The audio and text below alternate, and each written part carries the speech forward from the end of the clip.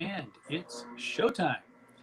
Welcome, boys and girls, to the Critical Blast Cavern. I am your host, RJ Carter, Senior Managing Editor at criticalblast.com, where pop culture gets blasted.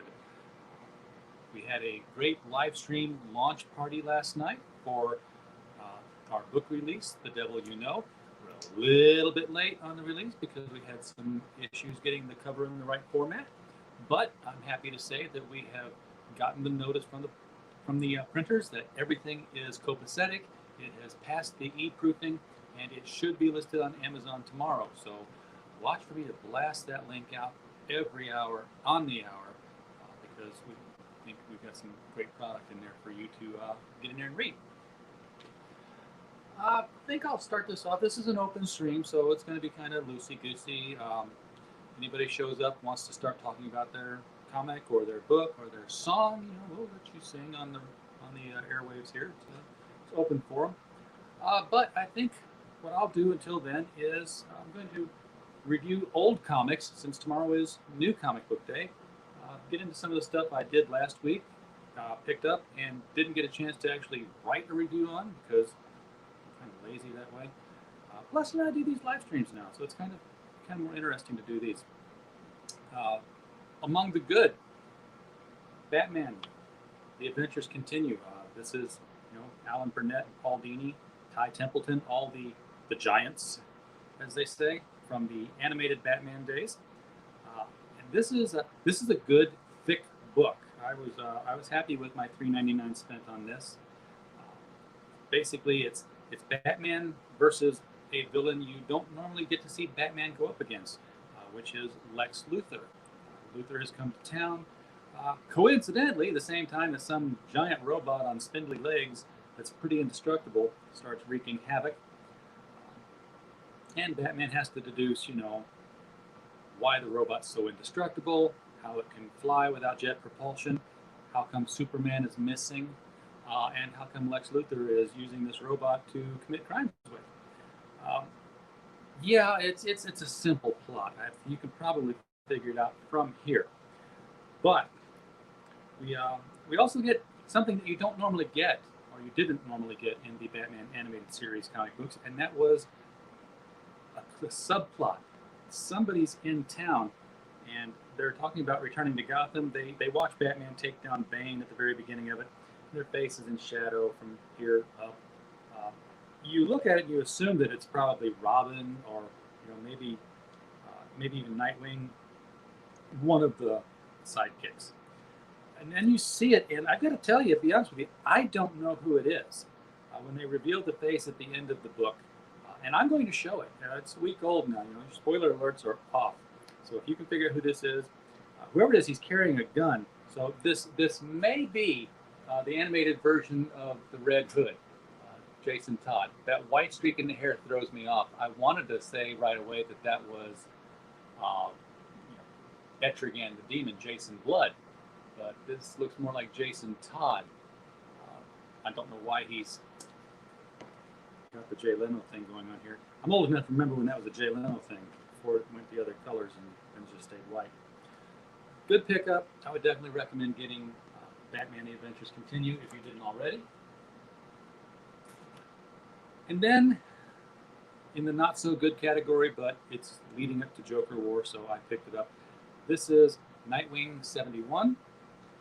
This is written by Dan Jurgens, so it's a well done story. I just don't like what the story is. So it's Nightwing, but Nightwing has been going by not Richard Grayson or even Dick Grayson lately. He's been going by Rick Grayson. He's got partial amnesia because of some memory stone that some psychologist did a whammy on him with. He doesn't remember who he really is, but that's okay. There's somebody else who does remember who he is, and that is Mr. J, who knows, of course, all the Batman family secrets.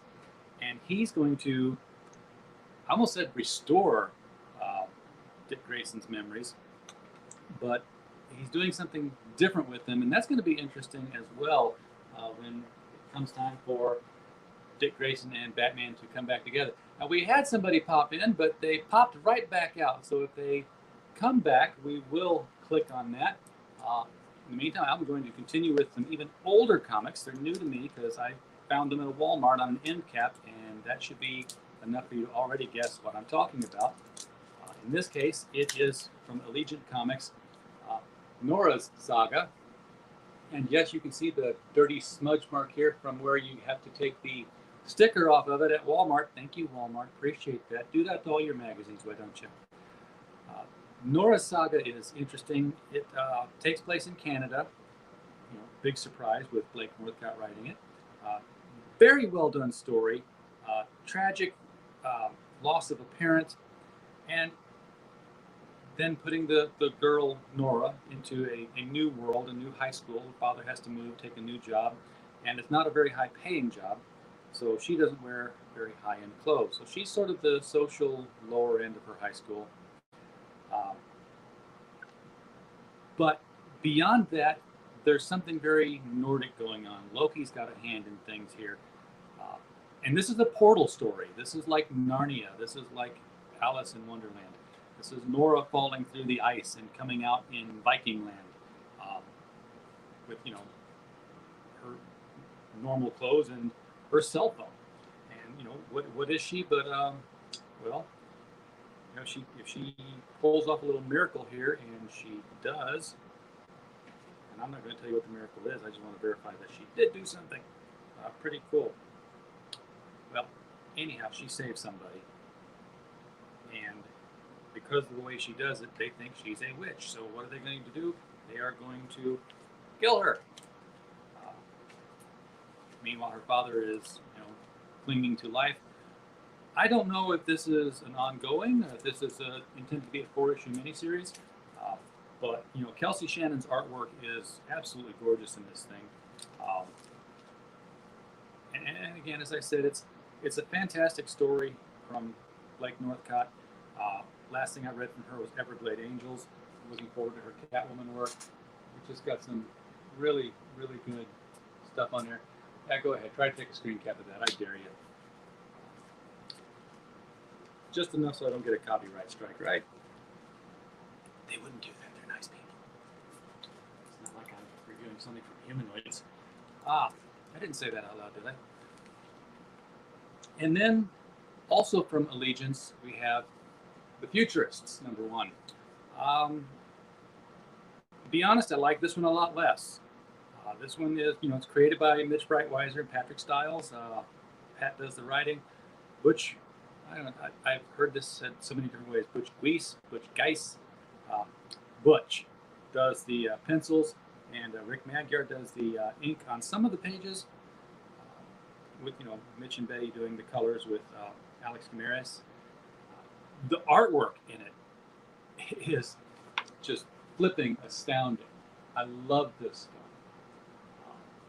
This is very gothic, very old world looking, and the faces, you know, the people that they put in here. This is just really, really top notch work. I love the art. I had a very, very difficult time following the story. There's a lot being crammed in here into a first issue. It's not done in a very linear fashion, and honestly, a lot of the people who are the soldiers don't look distinct enough from each other. They all look like generic soldier person with generic mustache and generic soldier hat. And if they didn't call each other by their names, you wouldn't know who anybody was. That's my issue with that one. I don't know why they're called the Futurists. There's nothing that's happened in here that's throwing them into the future. I don't see them in flying saucers. I do see some sort of a robot monkey down here in the lower right-hand corner. So, you know, that's probably going to figure in somewhere. I need more out of a first issue launch than that. A little bit more concise and a little bit more information. I know it's kind of opposing values there, but more information and less space, Mitch. Other than that, not bad. So, whoever popped in earlier and popped back out, you know, bring it in. We'd love to have you on. This is, you know, the open stream. We don't judge. We let you come in and just put on whatever you want to put on. For instance, if you wanted to put on like a cat mask or a cat head or something and just show it off. You could do that. Nobody would care. I don't know why I have this laying around. It's just, I found it in the box over on the other side of the cavern. It's not the Critical Blast cavern. It's actually the household basement.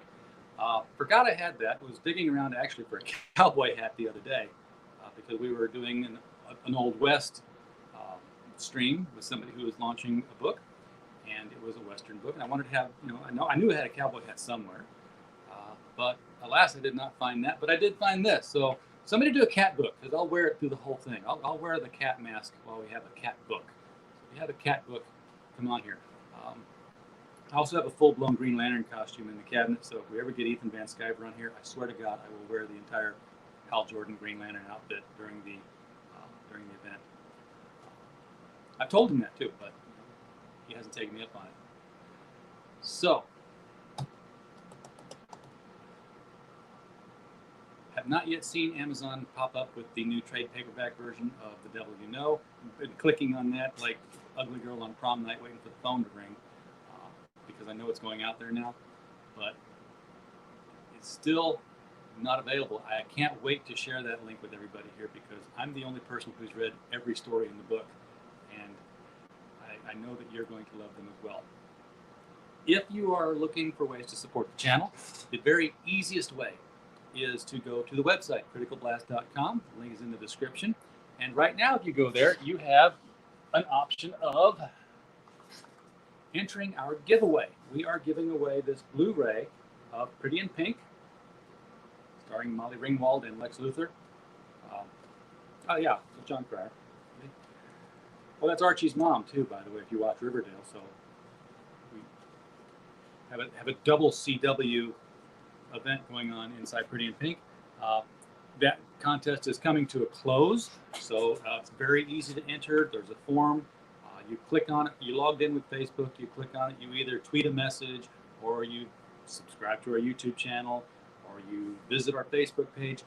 Very, very simple to do. It's going to take the information from your Facebook page you've already got registered with, and then when it's over, the engine just selects one random winner, tells us who it is.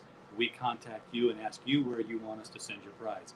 You don't even have to have it sent to you. If you want to send it to your cousin in Poughkeepsie, just say, yeah, ship it here. We'll send it there. In lieu of sending it to you directly. That's what you wish. We're going to have another giveaway, but we don't have the information here yet. So as soon as we do, we're going to start doing more giveaways. We've been trying to give away, like they're hard to give away, they're easy to give away. But we have offered for giveaway to our subscribers these hollow foil Critical Blast badge stickers here. Nice little, just a label sticker. It's nothing very special about it except that it's shiny and pretty. So we like that. If you want one of those and you're a subscriber, just hit us up in the DMs on Twitter at Critical Blast. Say, hey, I want a sticker. Send it here.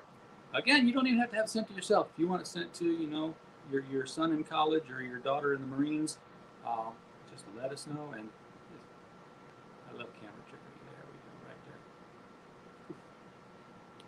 We'll send it wherever you want to send it. Just throw it in an envelope. We got a whole stack of envelopes right here, just ready to have them in here. Everything is within reach. I don't know why that is.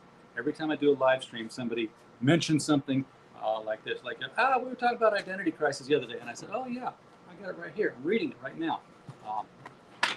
And we talked about some Chuck Dixon work. I said, oh yeah, he did Robin right here within reach. It's all right back there. All right, so open stream, nobody in yet. Don't know why. I guess I should have just stopped the Batman Animated Adventures review and let whoever was in here. I could also, if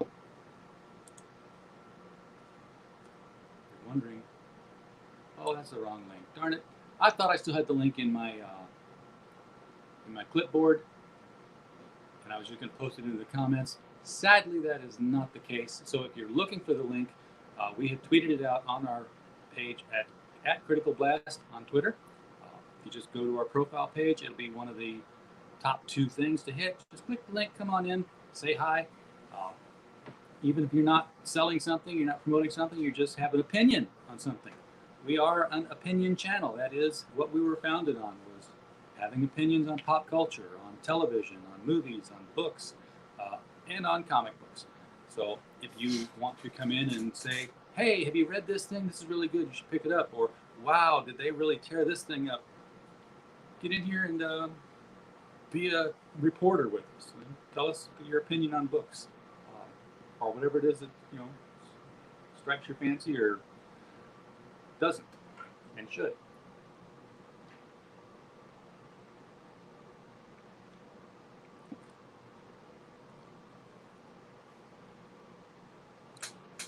I did like this Chuck Dixon Robin series, though. I say Chuck Dixon. I should mention that the first half of this is by Alan Grant and Norm Breyfogle.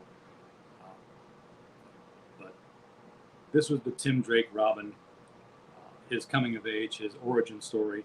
Not really his origin story, because he had his origin in A Lonely Place of Dying, and then his becoming Robin was done in the Robin miniseries. How he got trained and everything else. I particularly like, he gets some training from Lady Shiva going up against King Cobra here.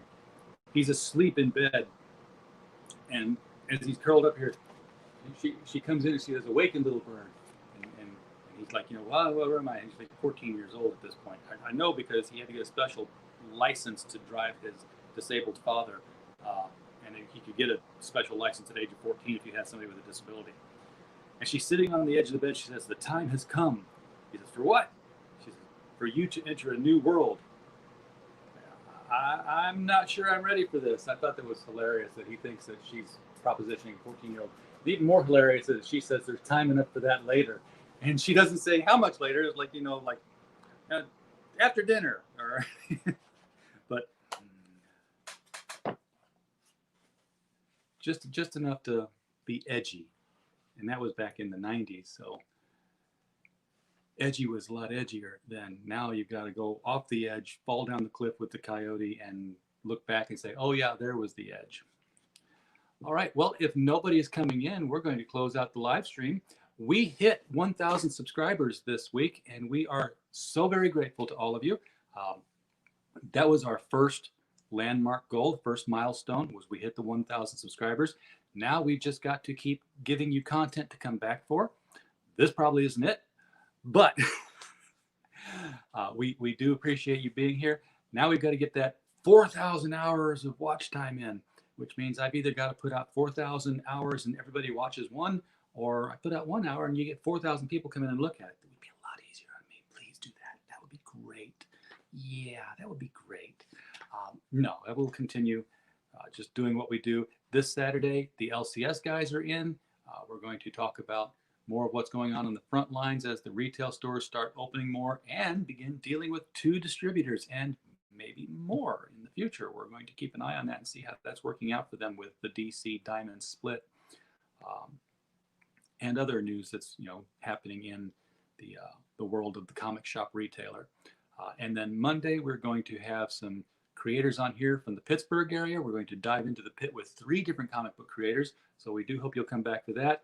Take a look at their work and tell your local LCS guy that local LCS. I got to quit saying that because the L in LCS stands for local.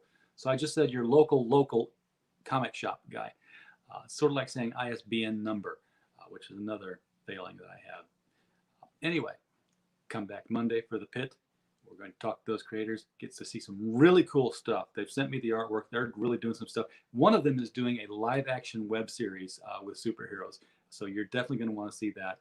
And again, Saturday night, 7 p.m. Central, the LCS guys will be here from all around the country, and we're going to talk what's happening in comic shops. Thank you, everybody, for popping by. And for criticalblast.com, I'm RJ Carter, signing off.